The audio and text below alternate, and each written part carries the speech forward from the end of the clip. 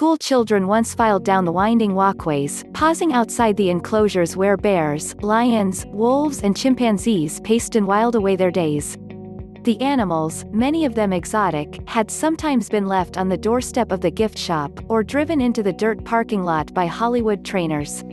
This week, with most of the fenced enclosures at the wildlife way station now empty, an often noisy cluster of cages in one corner of the longtime sanctuary in Sylmar still rattled with life. Residing in them were 32 chimpanzees who are among the last remaining residents at the facility, shut down abruptly last August. Facing financial difficulties, the sanctuary's board at the time agreed to turn over operations to the state. The sanctuary, which frequently hosted fundraisers throughout the year to pay for upkeep and to upgrade the facilities, was caring for nearly 500 exotic animals given up by research labs, former pet owners and the entertainment industry. The state, working with sanctuary operators, worked relatively quickly to find new homes for the vast majority of the animals, which also included alligators, owls and peacocks, as well as such big cats as tigers and leopards. To pay for their care, they sold off the facility's assets piece by piece, including chain-link fencing, enclosure walls, an insulated trailer, a 2009 Mazda and a 2003 Ford Escape.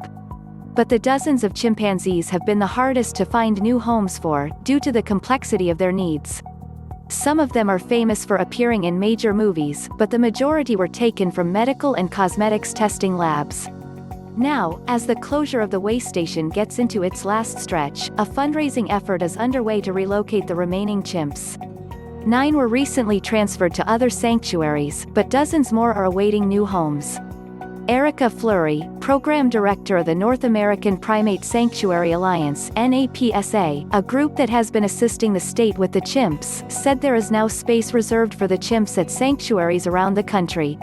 But those sanctuaries are not yet set up to care for the chimpanzees, a task that is complex and expensive, she said.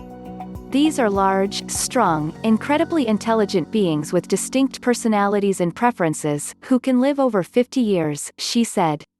On Tuesday, Fleury joined state fish and wildlife officials to put out a call for donations to fund the primates' ongoing care, and the construction of the new enclosures.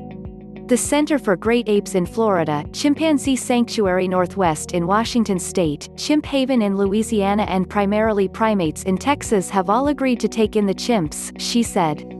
The appearance of a small gathering of reporters and photographers invited to the way station for the news conference stirred the chimpanzees into activity Tuesday.